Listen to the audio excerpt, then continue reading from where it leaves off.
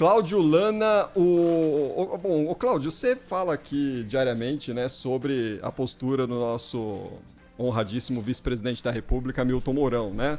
O nosso comentarista favorito. Comentarista oficial do Brasil, né? De todos os bastidores do poder, diariamente. Perguntou, ele comenta. Diariamente necessário, né? O Milton Neves brinca que o pulo do gato é diariamente necessário. No caso da política, é quase como o Milton Mourão. Diariamente necessário, pelo menos para a gente repercutir algumas coisas, né?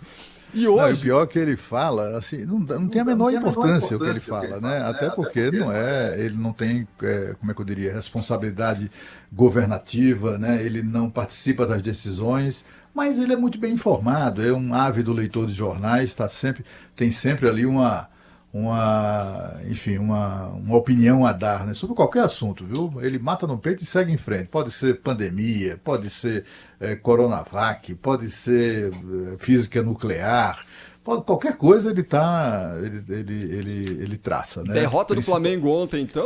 Não, isso aí ele evita, mas se perguntar ele responde. Faz uma análise criteriosa e muito sensata do que aconteceu em campo. Bom, hoje o presidente da República foi direto ao ponto que envolve, inclusive, o vice-presidente Hamilton Mourão, chamando de delírio a ideia de criar mecanismos para expropriar propriedades no campo e nas cidades com registros de queimadas e desmatamentos, proposta que estaria em um documento do Conselho da Amazônia Legal, que é presidido pelo Hamilton Mourão. Vamos ouvir o que disse aqui o presidente Jair Bolsonaro.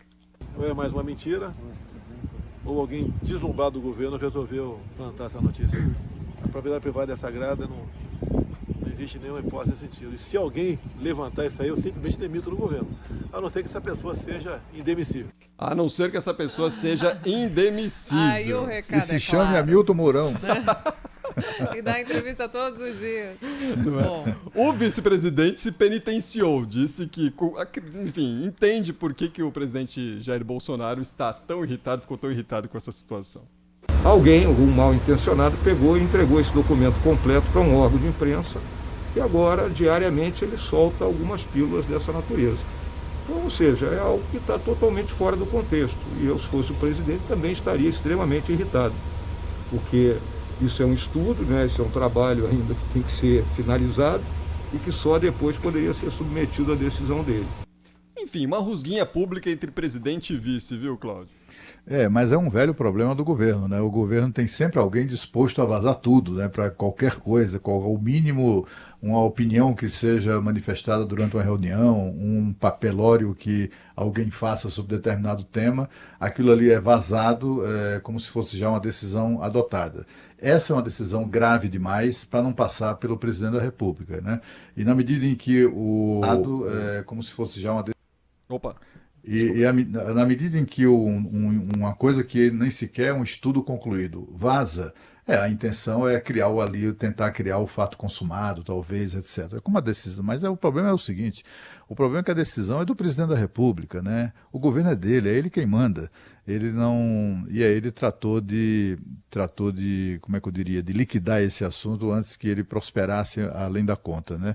Mas continua aquele problema, aquilo que a gente vem falando já há algum tempo, né? O presidente não perde, se levantar a bola, ele não perde a chance de expor esse distanciamento que há, eu tenho falado sobre ele já há algum tempo, entre ele e o vice-presidente.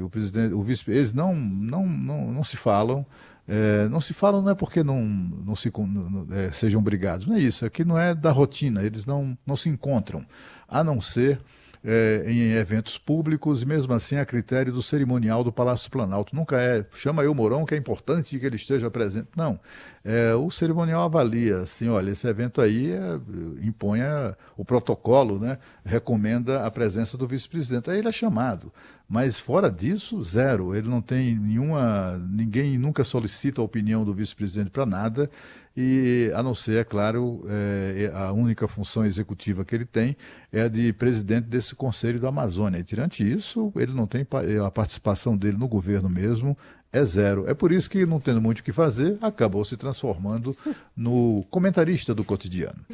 O nosso comentarista preferido dentro do governo, porque ele fala todos os dias, abastece a imprensa com algum tipo de informação, né? Tô brincando. Mas é importante destacar, eu acho, desse fato de hoje, porque tem sido recorrente. Se a gente olhar para o que está acontecendo dentro do governo Jair Bolsonaro, esses vazamentos não são um problema da imprensa, né? É uma ideia de falta de coordenação mesmo do que está sendo pensado. As políticas que são ainda embrionárias estão sendo desmentidas pelo presidente antes de que ele decida se elas são coerentes ou não. Então, é óbvio que está acontecendo uma falha ali nesse ponto em específico, e o presidente fica desmentindo a própria equipe e gastando energia com isso, nesse caso de hoje, expropriar propriedades no campo e em cidades com registros de queimada e desmatamento, que era uma possibilidade que o presidente descarta sem ter sido consultado antes, mas já diz claramente que expropriação é coisa de país comunista, socialista, que é absurdo.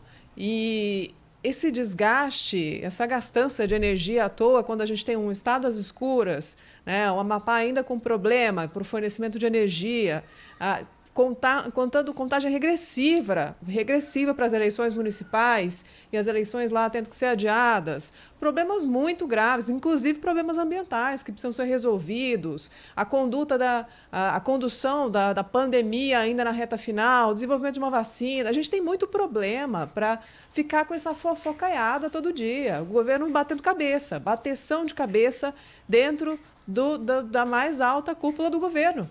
Né? E isso acontece entre ministros, chefes do Congresso Nacional, é muito recorrente, tem sido muito recorrente, e eu torço para que eles gastem essa energia pensando em políticas públicas para resolver problemas graves que o nosso país enfrenta.